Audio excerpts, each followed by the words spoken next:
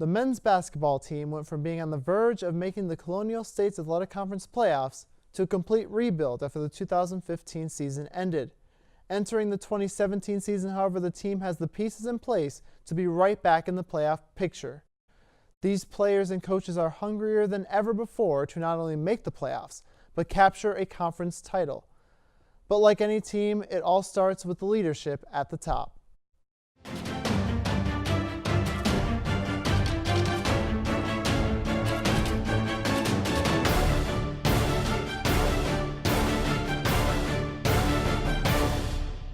He arrived at Marywood in 2015 to become the 5th head coach in Marywood men's basketball history.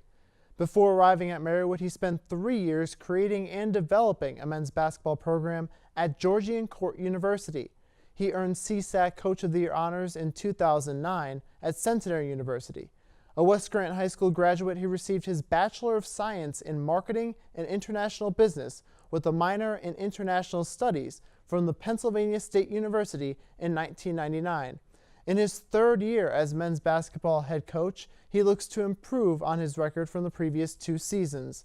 I sit down with Enrico Mastroianni next. Everything starts out small.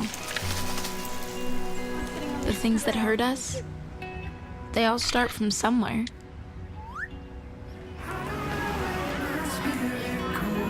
The words we say, the things we do, they can grow into something else. What was small and innocent can become big and sometimes scary. All it takes is one comment, one picture, one video for something to catch fire. But a big problem doesn't need a big response. Not at first. Even if we don't know what to say, the eye emoji can be that first step we take. Let's all pledge to take that first small step together and change the world in a big way. I'm a witness, and so are you.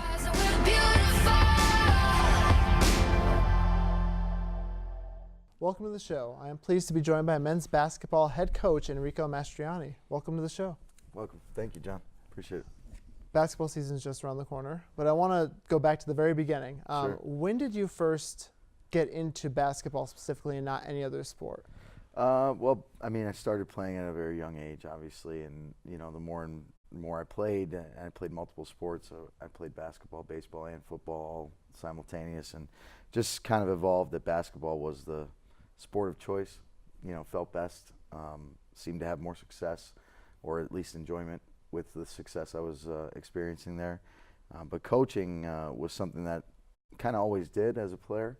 I felt like I was always a coach on the floor with my teammates. I was a captain, multi-year captain, and I just kind of always wanted to help the guys grow. It just seemed like something that kind of came natural to me. After my playing career ended, you realize how much you miss it, and that itch inside of you that you have that competition, that need for competing and success. It just kind of kept coming back to me, and I started. I was in sales after graduation from college, and making decent money, and just stumbled upon it. My dad actually found an ad that St. Paul's boys basketball was looking for 7th and 8th grade coaches, and randomly applied for the job, and it got started there. And that job that was $40,000 to $50,000 a year versus $600 a year of coaching basketball, it just didn't come close, and I decided at that point that's what I want to focus on. So I found a way to do it, and moved to Florida, started teaching and coaching, and realized that I worked some camps, some college camps, talked to a lot of college coaches, and they just said, I think you could have a future in this. You'd be a really good recruiter, and the game, and it seems like something that you would do well. And so I pursued it, and as fate had it, it moved me kind of back home. Started out at Misericordia as an assistant coach. I spent 4 years there, and gratefully, had been under the tutelage of Trevor Woodruff, who's now the head women's basketball coach at the University of Scranton. We experienced some success there together, and I think those 4 years kind of prepared me. I was also the head JV coach, and you know, academic coordinator for men's basketball. I was an admissions counselor. I was a tutorial coordinator. Kind of got the whole gamut of what the college, you know, business side is like, and the coaching aspects that I learned there carried on then to my head coaching career, which was, you know, here we are. So who would, you know, throughout those years, you started at a young age playing the game. You found a leadership role in yourself, Yeah. And then you had that itch to get back. But who was your maybe mentor for being a coach? Yeah. Well, I mean, I played for Ken Bianchi. He's now the head coach at Abington Heights, has over 750 wins, and just an incredible guy, incredible leader and coach. So that was a very influential time period for me. And in fact, one of those years in high school, Jackie Lyons was our assistant, and he's now the head coach at West Scranton High School, where I played. And there was something about Jack, you know, he was a motivator. He was just a master motivator.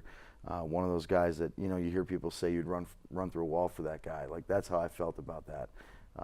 And it wasn't just toughness and tough-mindedness, but it was tough love, because afterwards, you know, he'd grab you and pull you around under his shoulder and talk to you, and, you know, it felt like I was doing something right there.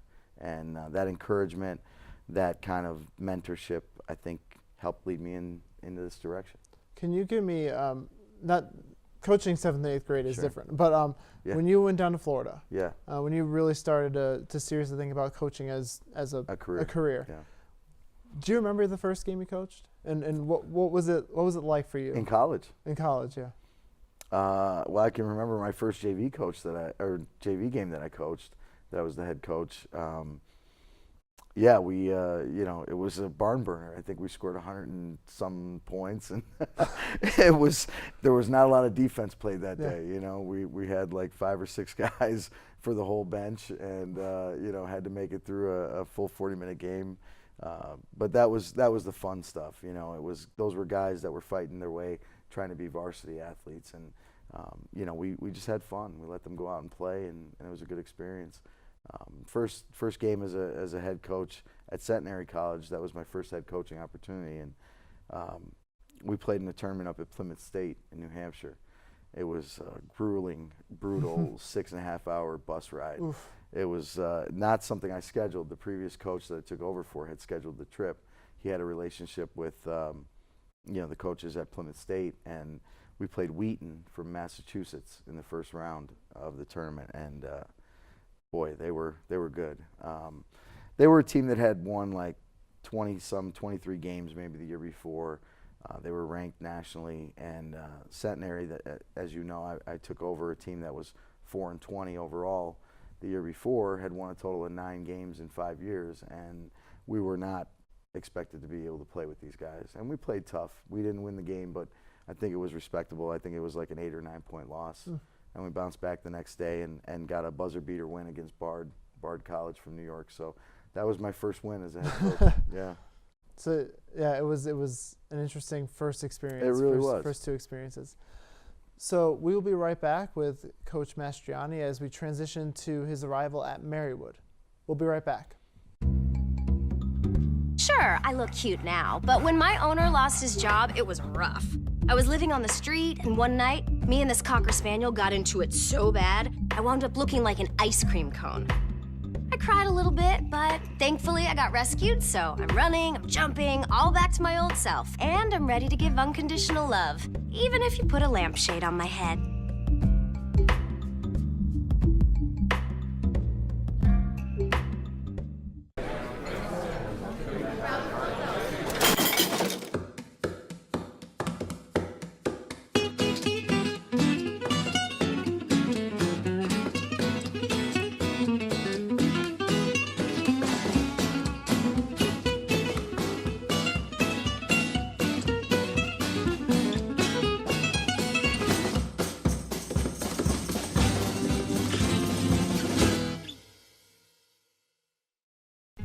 Everything starts out small.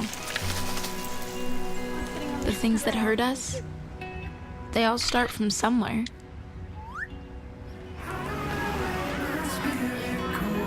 The words we say, the things we do, they can grow into something else. What was small and innocent can become big and sometimes scary.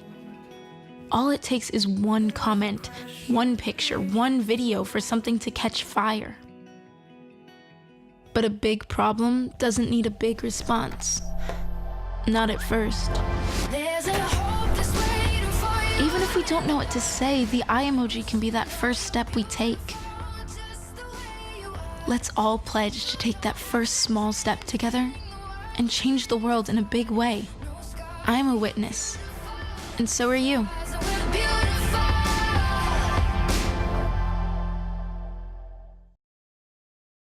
Thank you for staying with us as our conversation with Coach Mastriani continues. So, shifting gears to Marywood now. Sure. You first arrived here. The team was on the cusp of getting in the playoffs, or I think 9-9 in the conference. You came here from, I believe, Georgian University, correct? Georgian Court University. Georgian Court University, building a program from the ground up there. Yes. And it almost seemed like it reset itself a little bit for you, Yeah. coming in and with your own recruits and your own coaching style. What was that like, those first few months here at Marywood? It was challenging. You know, I often take a look at the perspective of the players, you know, at that time. They went through the summer thinking that they were coming back to Marywood playing for their coach that was here. And they found out probably shortly before they arrived that that wasn't going to be the case. They didn't have a head coach until I was hired September 14th. You know, you're talking almost a month that they didn't know who their leader was going to be. And, you know, it was challenging for them. So I think from the get, there was a little bit of a tension there as far as getting to know each other. We didn't have an opportunity to go through that building trust circumstance that teams do in the preseason. So, you know, I think that was a little bit of a hiccup that we went on for a little while. But we still powered through it, and honestly, it was like a whirlwind those first few months, because you get jumped into it, you know, September 14th. We start practice October 15th. It's a month.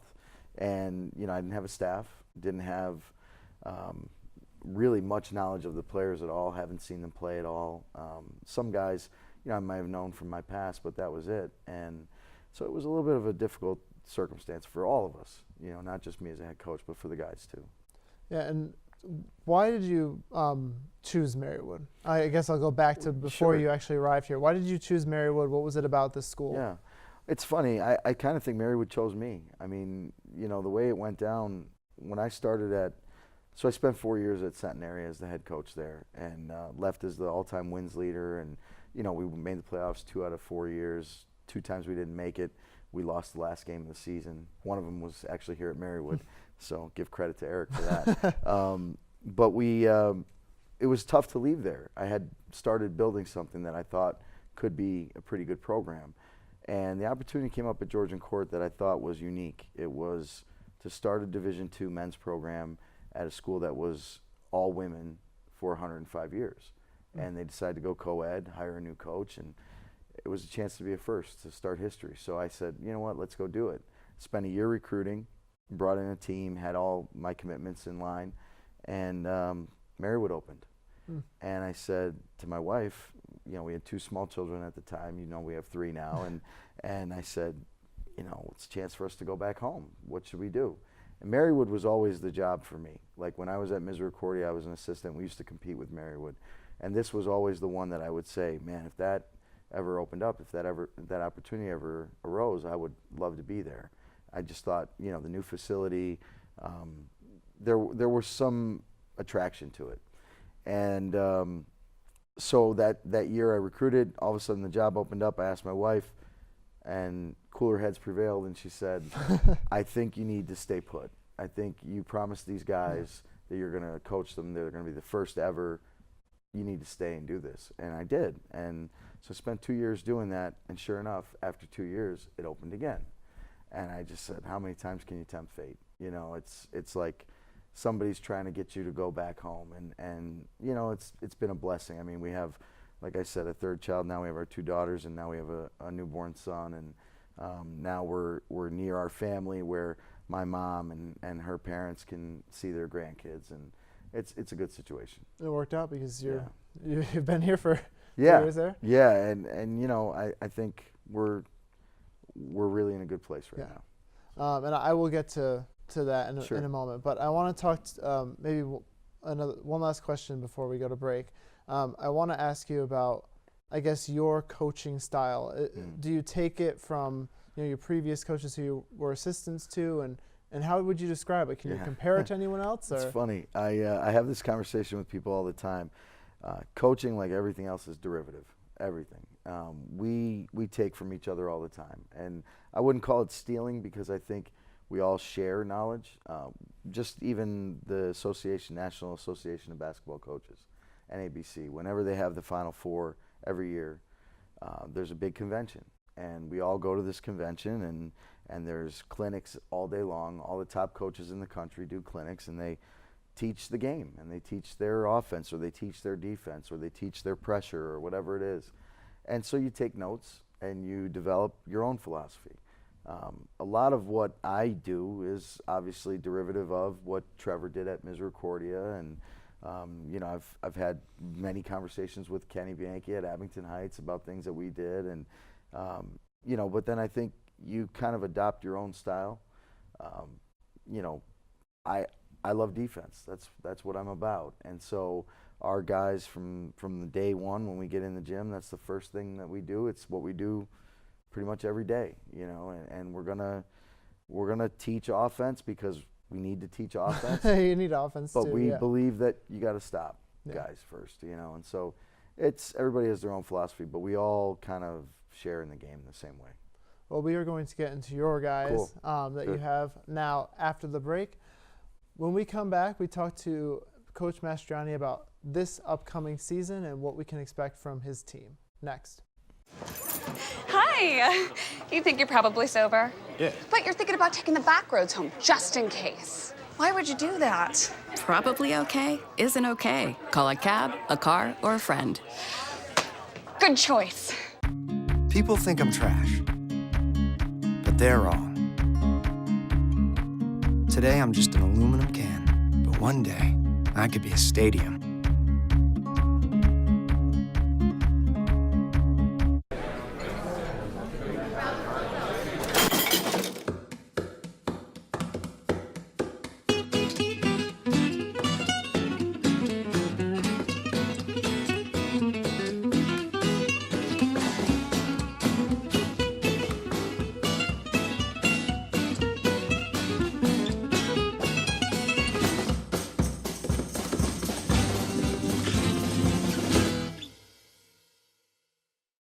I want to get to this season for you.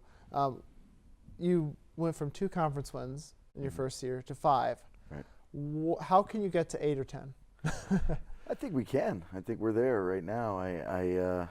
Obviously we have a lot of work to do, and I would never tell our guys to rest on their laurels, but I think we have a vision of what this season should look like as a team, as a group, and coaches included. We've talked about it, and I think we're committed to making every effort we can to be in that playoff hunt.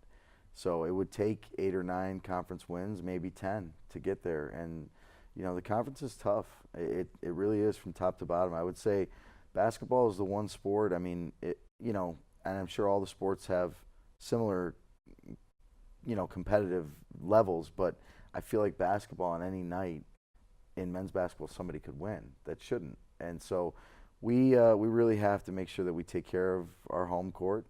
We got to win some games on the road. I've been saying this for 2 years. You don't make the playoffs if you can't beat a playoff team on the road in the season. And so we need to focus on doing that. But I really like where we're going right now. I like where we're headed, and I like the guys that we have in our program. Talk about some of your personnel. You brought some with you tonight. Yeah. Your captains, but talk about some of your personnel. Maybe your captain, your leaders.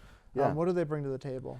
Well, I think they're veterans now, which is great. And John, you've been following us now for a few years. You know that we've been playing with very young players. And now after 3 years of this, we're going into the 3rd season now.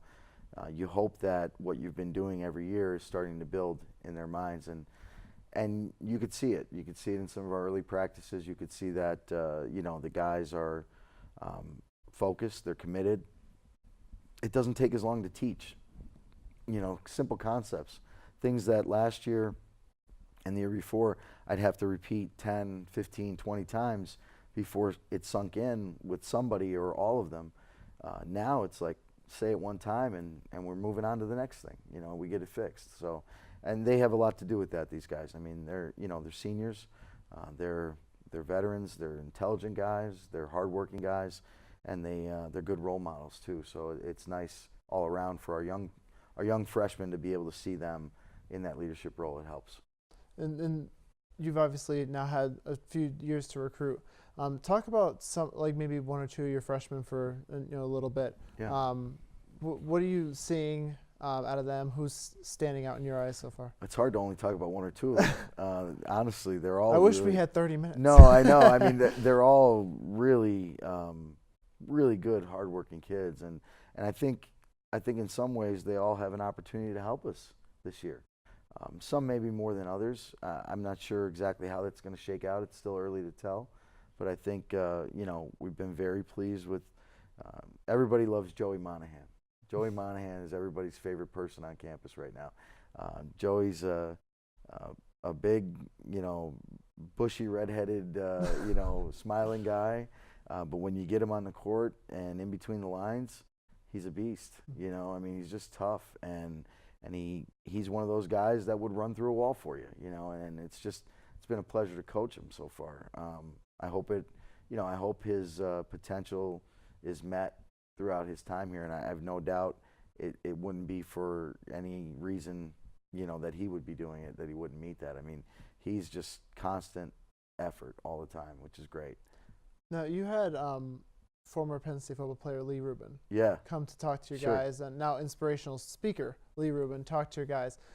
What was the method behind it, and have you seen a change from before that talk to now after that talk? Well, that was a difficult time for us. I had said that because we hadn't even started practice yet when he came and met with the guys. I had wished that we could have scheduled him at some point after we'd started, like a couple weeks into practice, but his schedule didn't permit it, and this was a time that we could get him up, so it was good. The speech was great. His message is great. I think it was well received with the guys. I mean, a lot of them were taking notes. We've referenced some of those things in practice already. When we have to have consequences for not completing a drill in time or not scoring enough points in a drill, and we talk about the chemistry thing. Bonds are formed under heat and pressure. One of the things that Lee talked about, and it's just the messages come together as a team, and don't wait for your coaches to make you do it. Do it on your own. And I've seen that already happening. We compete hard in practice, John. I mean, the guys get after it. They claw and scratch and fight with each other, and not in a bad way. It's competitive. And I think that's the other difference with the team this year is, like, you can see competition from player 1 to player 16. And all the way through, everybody is competing, and there's no drop-off, which is great. I was there. That was one of his C's. Yeah. To compete. Yeah. Competition. Competition. Yeah, absolutely. So quickly, what is your outlook for the season at the conference or with the guys? Like, what is your outlook for the season? I mean, I think we want to. Obviously, everybody wants to win a championship. It's unrealistic for me to say that right now. We want to have fun. I want the guys to have fun. I want them to enjoy playing the game. I want them to be able to look back on this season when it's all said and done and say, we did some great things that nobody expected us to do. I want them to have fond memories of what it was like to be a Marywood men's basketball athlete. And what we talk about all the time is building a legacy. This is a program, as you know, that hasn't had a long success story. So why not start it now? Why not us? That's what our message is. Why not us? That's awesome. So. That's awesome. And thank you for joining us. My pleasure. When we come back, what happened when I competed one-on-one against one of Coach Mastriani's players in a skills challenge? Well, it wasn't pretty. That's next.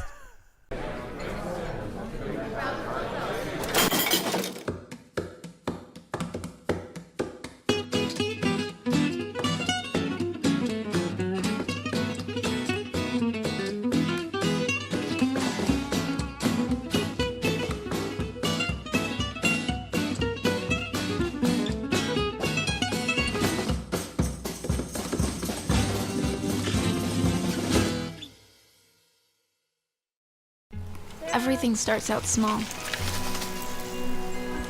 things that hurt us, they all start from somewhere.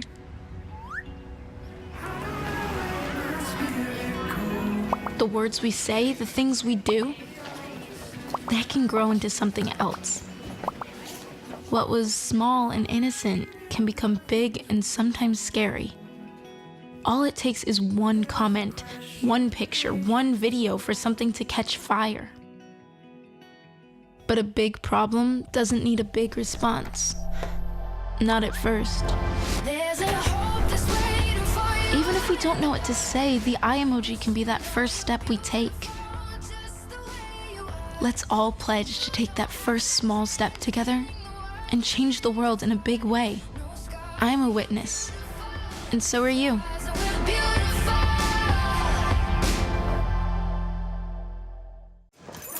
Hi. You think you're probably sober? Yeah. But you're thinking about taking the back roads home just in case. Why would you do that? Probably okay isn't okay. Call a cab, a car, or a friend. Good choice. People think I'm trash, but they're wrong.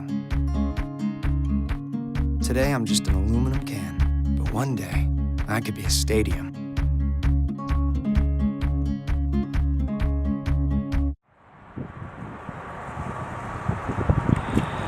It's easy to write about these players. It's not so easy to dribble with them. I found that out the hard way, the really hard way, when I faced John Grossi in a dribbling boot camp. It's cringeworthy. Meet John Grossi. He's a sophomore guard on the men's basketball team, and as you can tell, he can dribble a basketball really, really well. He is about to put me to utter shame in what he calls a dribbling boot camp. And here's me at my breaking point.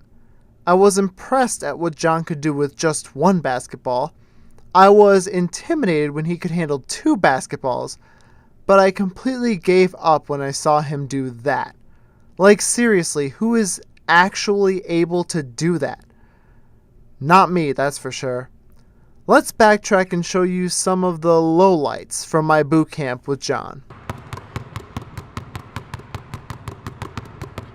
Okay, switch. Got it.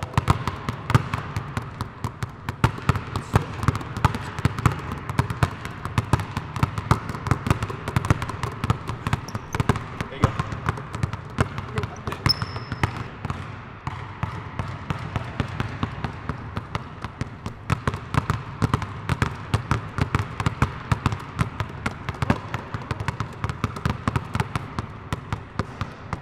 Okay, all right.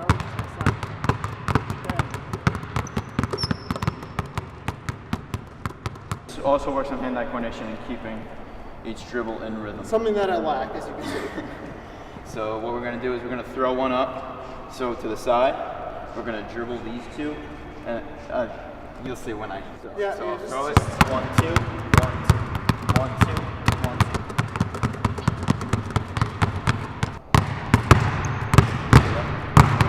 Good. We'll be out of the gym.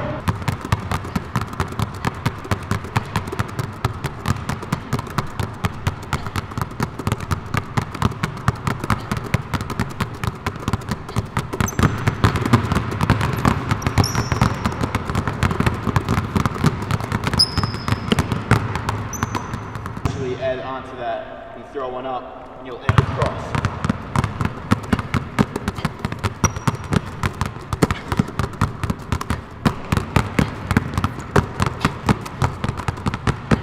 And that's how we ended up here. Thanks, John. Thanks a lot. I just give up. I give up now.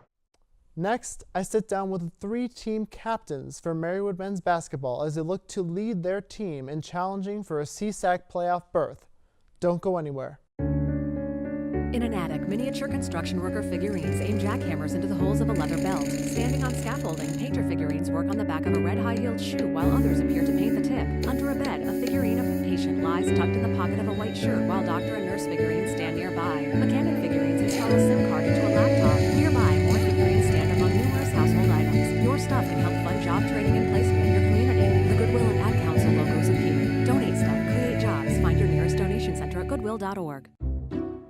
I'll never forget the day our landlord called and said, read your lease. No pets allowed. My owner tells him my dog ate the lease, but that didn't work. And now I'm stuck in a shelter. But this pit bull is ready for a new crib. I'm loving, loyal, and play well with others. So don't be intimidated by all my muscles, because the biggest one I have is my heart. That's right, I said it.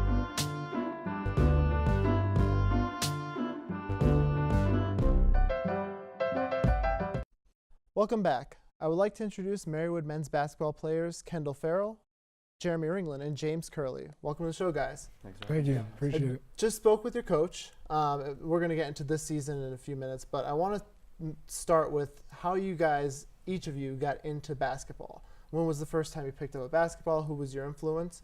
And I guess I'll start with Kendall. Well, for me, my dad grew up playing basketball, and he found the sport himself and started playing because he wanted to learn discipline. That was his reasoning behind it. So growing up, there was always a basketball in the house, and I would always play with it.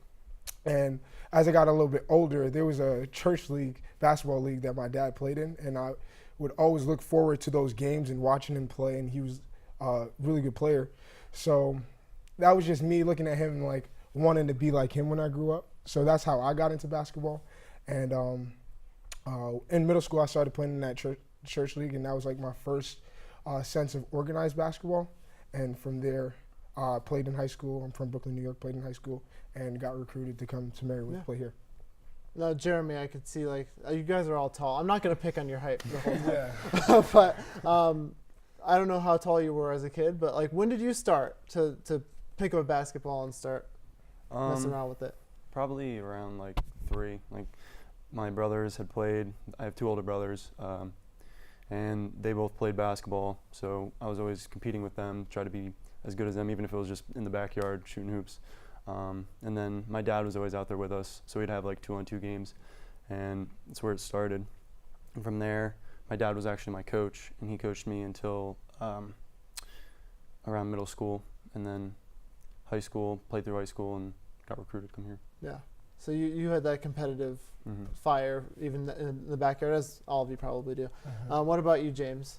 Well, I picked up a basketball probably around 3rd grade, and my mom was probably my biggest coach, and she was an academic All-American at Fordham, where she always had a basketball in my hands and got me in all of these PAL leagues and CYO leagues. So I just started going through that. Then got to middle school, so I played for my school there, then high school, and then got recruited to play here. So I guess I'll stay on you then. So your mom, would you say your mom is your biggest mentor? Yeah. Growing up? Yes. She always pushed me to go through basketball and was always helping me get better and training me, especially early on.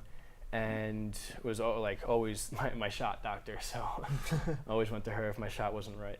Yeah, I like that shot doctor.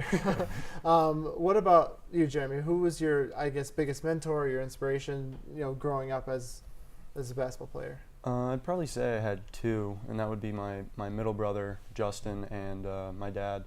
I played high school basketball with my middle brother, so he was always helping me in high school, pushing me to be better. And my dad, he was always, he taught me how to do everything really, from the fundamentals, and that's what really helps me now. But really both of them, they helped me a lot. And you talked about your dad as well. Well, was he yeah. your mentor, or did you have a few others as well? Or Well, my dad definitely was a huge factor in my basketball career. But I would say for my mentors, it would be after my junior season, I transferred to a high school called Bedford Academy, and I was just around a lot of people who knew a lot about the sport, and a group called Game Over and Robert Phelps, who was my head coach, they really just instilled the hard-working mentality in me and just wouldn't let me give up and always pushed me to be the best player I could be, and that really transformed my game from being just the average high school basketball player to somebody who could actually play in college. Yeah. So I guess take us back, quick maybe recruiting stories. I don't know if you remember you have to remember being recruited, but is there anything that you remember specifically about being recruited? I know just playing in high school, you tried out for the team, but now you're being recruited to play a sport. So how was that like for you? What was that experience like? Well, for us, we were all recruited by the previous coach before Coach Enrico came. But for us, for me, it was just like the attention that you get from these coaches that want you to play. Like, they're just always calling your phone, always texting you, always trying to see how you're doing, like come to your games and like are eager to get you at their school. And when I did my visit at Marywood, I came to campus. It was a beautiful day. It was a small, tight-knit community, and like I fell in love with it, and I thought this was a place that I could thrive. So that's why I came here. What about you, Jeremy? I honestly found it kind of weird at first, like coaches calling me constantly, just like asking me how I'm doing, just like Ken said. But it was one thing that the previous coach said was that there's a difference between recruitment and harassment. So there is a fine line between recruitment and harassment. Yeah. So he would call us a lot, but he had his intentions there. He wanted us to come here to play. So. Yeah. So you were almost being harassed, but there was a point where it was like, okay, just recruited. What about you, James? Yeah, they said it best where. Coach was calling you and everything, but once I came to Marywood, Marywood had this different kind of vibe and attraction to it where not only did it focus on their sports and their athletes, but they really focus on the academic side of it, and that really kind of made it feel like home, and I wanted to be a part of it. So. Nice. And we're going to get into being members of the team, members of Marywood basketball. Right after the break, when we return, I talked to these players about their experience at Marywood and as a part of the Marywood basketball team. Got a quarter?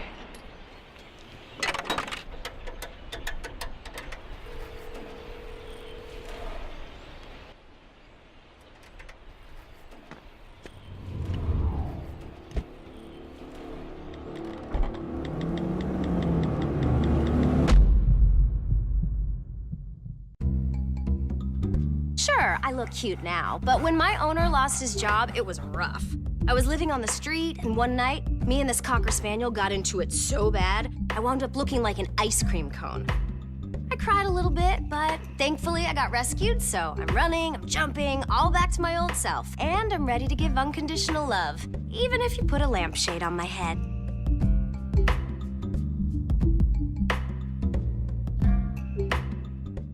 Welcome back to the show as our conversation continues with members of the men's basketball team. So when you got to Marywood, I know it was, for a different coach, but what was it like, I guess, being at a D3 level, a collegiate level, playing basketball as opposed to playing for, a high school? I guess I'll start with Jeremy first. It's similar in some ways where they ask for, at least my high school coach demanded a lot from us. So it's similar in that respect where they're asking for a lot on the floor, but the speed of play was a lot different. It was a lot faster. And then adding in the academics was just another factor that is a lot different from the high school level, because high school isn't as difficult, I would say, as college. Because high school, you'd go to class and then after school activity, now it's full-time almost. You're a full-time athlete and a full-time student. Kendall, what is kind of going from high school to college, what has been, I guess, your biggest area of growth as a player? I would say definitely basketball IQ. When I first came to Marywood, and they could attest to it, I was like a lost puppy. Just because I started playing organized basketball so late. But I think I'm like a sponge, and I try to soak up everything I can. And I guess from a physicality standpoint, I came in as a freshman, 160, 68, 6'2 and a half. And since then, now I'm 195. So from a physicality aspect, it's a different world. Playing out there with grown men as opposed to playing with, teenagers. Yeah, getting bumped around by teenagers and then D3 athletes just bumping you around. It's different feeling. Right. James, what was your first D3 level college practice like? But just in general, generally speaking, what did it feel like from high school? What was it like? It was a lot more intense.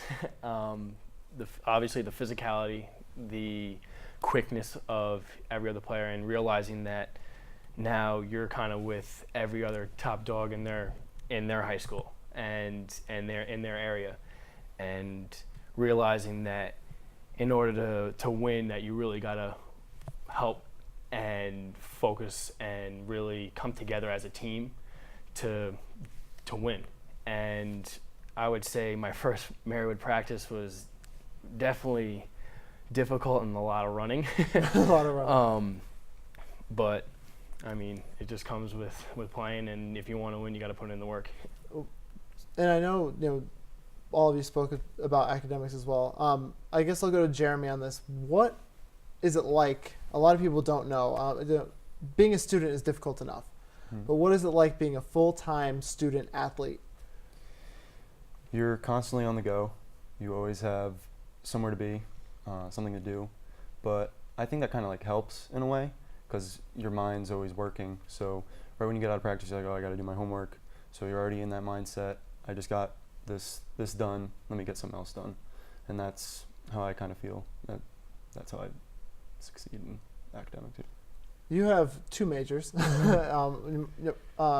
marketing and what was it? Industrial psychology. What is that like for you, I guess, or just in general for any of you? When did you find your major? What did you knew what you wanted to do with the rest of your life outside of basketball? Well, when was that for you, and what was it like? Well, initially I came into college an AT major, and that was my road dog right there. But after a semester of learning AT stuff, I just figured it just wasn't for me. And my next choice was, I feel like I just have a business mind. So my next choice was marketing.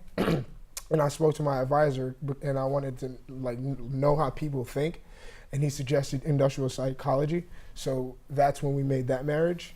One thing I could say is, if anybody out there that's like coming to college or just first semester in, time management is important, and that's just for any student. Like, you have to figure out time where you're going to do all your work. Whereas high school, your teachers were on top of you, and you had designated time to do things after school. Here, it's whatever you want to do, and if you wait too long to do your work, it'll pile up. And especially as athletes, we don't have time to waste time. Mm-hmm. So like Jeremy said, when your mind is on go mode, you have practice, you have a game, you're always thinking, all right, afterwards, I got to do this homework, I got to do this. And time management is very important as a college athlete. You guys have a lot of quotable. There's no time. You can't. What is it? No time to waste time. Yeah, no time to waste time. I like that. But I guess we'll go to James for this next question. What, I guess, as a student athlete as well, but when did you find, from going from AT, when did you find your passion outside of basketball at Marywood? What was it like? I found AT as, I always wanted to work with athletes, and my athletic trainer in high school, I was always really close to, and previous injuries in high school, I was with him, and it just sparked my knowledge and wanted me to learn more about that type of field and learn about the human body and how it works, especially with athletes. And I feel like it kind of really made me want to do that, and I'm glad that I did. Nice. We have to take one last break, but when we return, you'll hear the final part of our conversation with members of the men's basketball team. Everything starts out small. The things that hurt us, they all start from somewhere.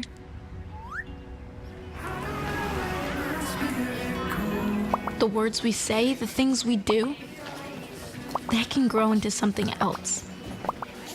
What was small and innocent can become big and sometimes scary. All it takes is one comment, one picture, one video for something to catch fire. But a big problem doesn't need a big response. Not at first. Even if we don't know what to say, the eye emoji can be that first step we take. Let's all pledge to take that first small step together and change the world in a big way. I'm a witness, and so are you.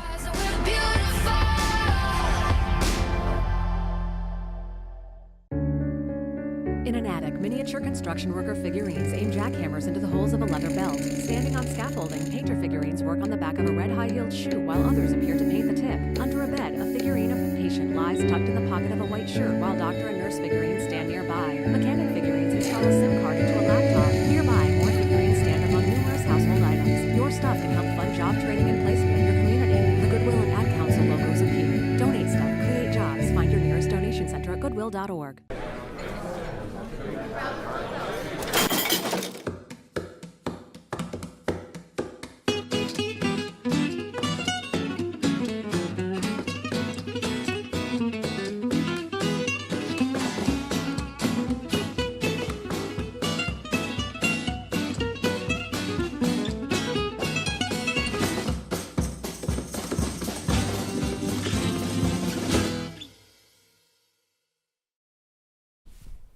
Welcome back to the show as our final part of our conversation with the members of the men's basketball team. So this year, you guys, I spoke with Coach. Your goal is to improve every season. He came in 2 conference wins, 5 conference wins, 8 or 10 conference wins would be the the goal this year and possible playoff berth. What do you guys? What's been the mentality like early on at practices going into this season? And I guess I'll start with Kendall. Well, the mentality early on is we're coming in to work every day. Hard work is what we speak of.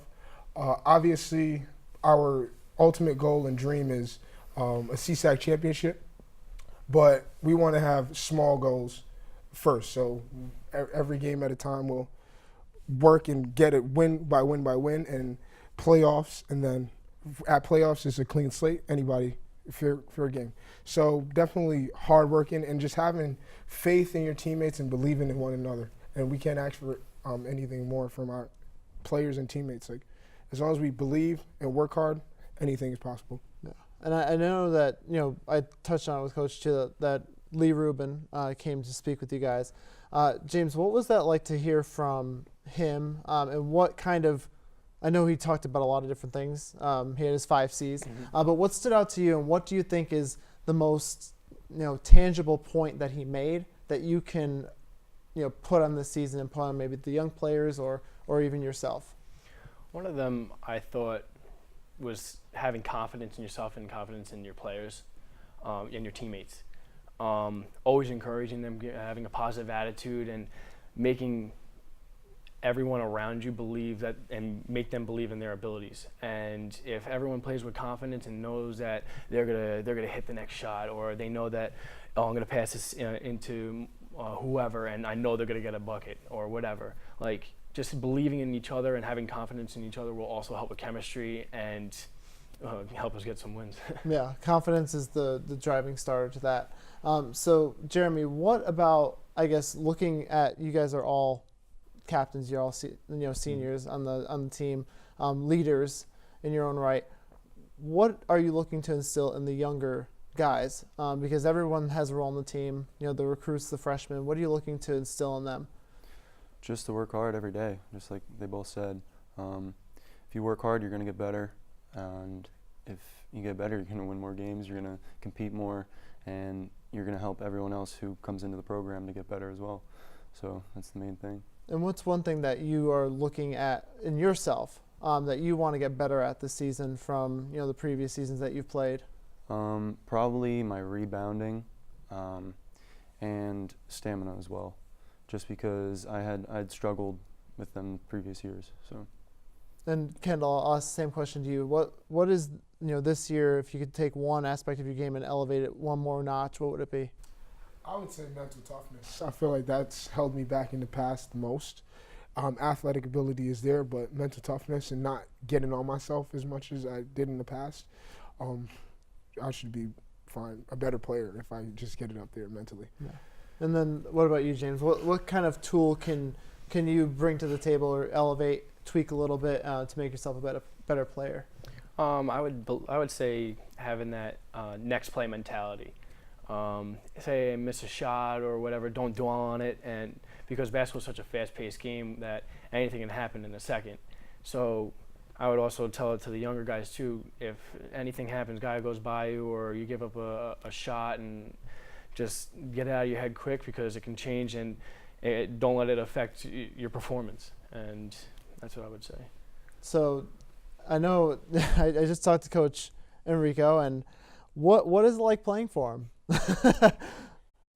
Coach Enrico is a great coach, and he's not afraid to get in you if you mess up or correct you, but it's all for the betterment of the team. Like he's correcting you because he knows that in practice, if you continue to mess up in practice, you're gonna mess up in a game, and he wants to be able to trust you as a player. So he's gonna nip it in the butt in practice, so when he puts you on the floor, you know what to do correctly. Yeah. What's one thing that he's said to you that stuck over the last 2 years? Mainly communication. So if we're communicating on the court, everyone's going to be in sync with each other. Defense, he said that defense is one of our main points this coming year. So if we're not communicating, we're not going to know where each other are on the floor. We're not going to be able to help each other. So that's one of the main things that stuck with me. He said he was a defensive-minded coach, similar to maybe like a Tom Thibodeau in the NBA or something. Defense, defense, defense.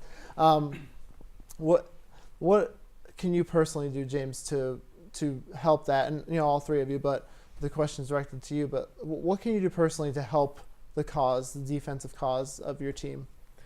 Like Jeremy said, communication is the biggest thing. Letting everyone know where you are on the court, so that everyone's on the same page, everyone's in the same defense, and everyone knows that you're in help and that you're going to be there for them in case if they get beat by beat. And honestly, yes, we are the three captains and we're the leaders of the team, but we also have everyone else that's on the team is also a leader. So it doesn't have to just be us that's picking up or talking, communicating. Everyone has to be communicating. Everyone has to be helping each other up and picking each other up after anything. So I think those are the two main points of defense. So we have only a few seconds left. I'm going to get like a little bit of a lightning round. So what is one word to describe your game and Coach Mastriani? Relentless. Relentless? Yes. Well, you pick two words. One word to describe your game, and then one word to describe Coach. I'm going to go with relentless for both of us. Hardworking and determined. Jeez, this is a tough one. Save the best for last, right? Yeah, right. I would just say having mental toughness. Both? Yeah. Yeah, both you and Coach. So thank you guys for taking the time out of your busy schedules to join us. We have to take one last break. When we come back, I tell you what to expect next week. Hi. You think you're probably sober? Yeah. But you're thinking about taking the back roads home just in case. Why would you do that? Probably okay isn't okay. Call a cab, a car, or a friend. Good choice. People think I'm trash, but they're wrong. Today I'm just an aluminum can, but one day I could be a stadium.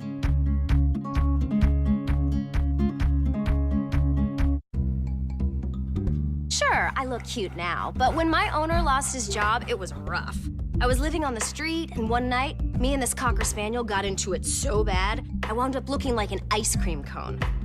I cried a little bit, but thankfully I got rescued, so I'm running, I'm jumping, all back to my old self, and I'm ready to give unconditional love, even if you put a lampshade on my head.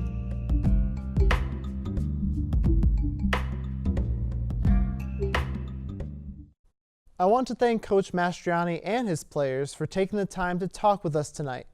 I wish the men's basketball team the best of luck this season. I would also like to thank you for watching the show. Next week, I shift gears to show you some of Marywood's most versatile student athletes. Fourth-year architecture major and track athlete Dejan Bennett will join us. Head over to TV-Marywood's official YouTube page to watch full, uninterrupted episodes of the show. Be sure to follow TV-Marywood on Twitter and like us on Facebook. Thank you for watching, and I hope to see all of you back next week. Good night.